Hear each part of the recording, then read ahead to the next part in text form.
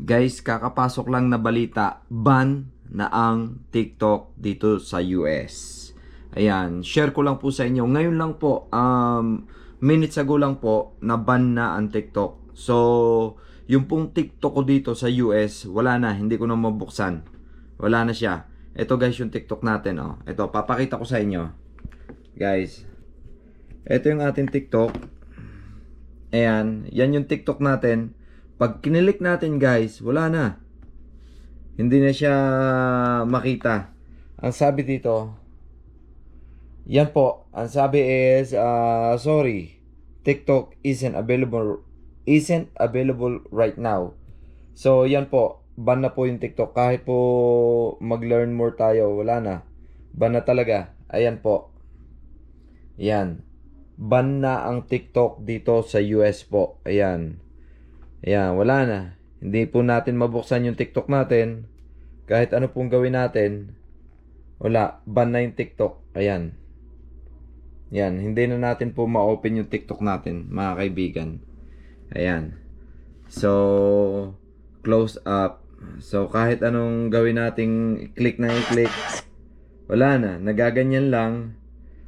Wala. Hindi natin mapindot. Wala na. So, yun na nga po guys, naban na yung TikTok. Hindi ko po alam kung paano nila i-resolve yung isyung ganyan na ban na yung TikTok dito sa US. Ayan, para po dun sa mga TikTok, para po dun sa mga TikTok user na may mga pinapalo kayo sa US, ayun, for your information po, ban na po yung TikTok. Ayun. Guys, hanggang dito lang po talaga. At abangan natin kung anong magiging balita dito sa US, kung anong gagawin ng government tungkol sa TikTok. Kasi ngayon pong araw na to, ngayon lang, wala na, hindi na natin mabuksan po yung TikTok. So ayan, kahit ano pong gawin natin dito sa ating cellphone, sa ating TikTok, wala. Ayan. Ayan, wala po. Hindi mabuksan yung ano. Ayan. Hindi po mabuksan, oh. Ayan. Ganyan po ang nangyari ngayon. So, ito po, share lang po. Ban na po ang TikTok. Okay. See you soon po. Update na lang po tayo sa mga susunod na mga balita. Thank you po.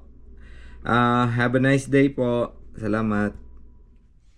Hala, guys, pati CapCut na ban na din. Ayaw na rin mag-open ang CapCut natin dito sa US. Ewan ko lang kung sa akin lang o sa lahat ng mga gumagamit ng CapCut. Pero yung sa aking CapCut guys, ban. Hindi ko na rin mabuksan. Ano ba nangyayari? Ito po mga kaibigan. Ito yung ating CapCut. Okay?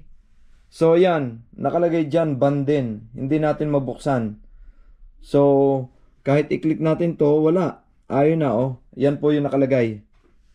Hindi ko alam kung anong mga nangyayari ngayon. Yan, baka susunod, internet, mawawala na din. TikTok natin, ban din po eh, oh. Ayan. Kita nyo ba yan? Ayan. So, ang dami pong mga nangyayari ngayon dito sa US, lalo na sa mga apps na hindi nila gusto.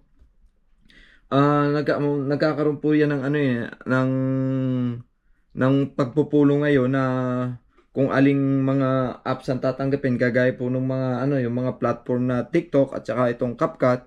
Ito po oh, yung CapCut natin. Akala ko hindi kasali ito eh.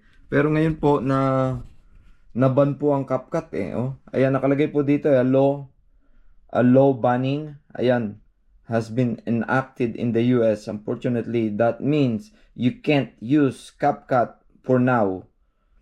Rest assured, we're working to restore our service in the US. Please stay tuned. Yon. So, mga kaibigan, ayun nga po, hindi lang TikTok, pati CapCut, nagkaroon na rin po ng issue. Kaya po doon sa mga gumagamit ng CapCut, ayan, hindi na po tayo makakagamit ngayon. Pero sabi nila, stay tuned daw lang para siguro may babalik din lahat. So, yun lang po, update lang po doon sa mga nangyayari ngayong araw na to.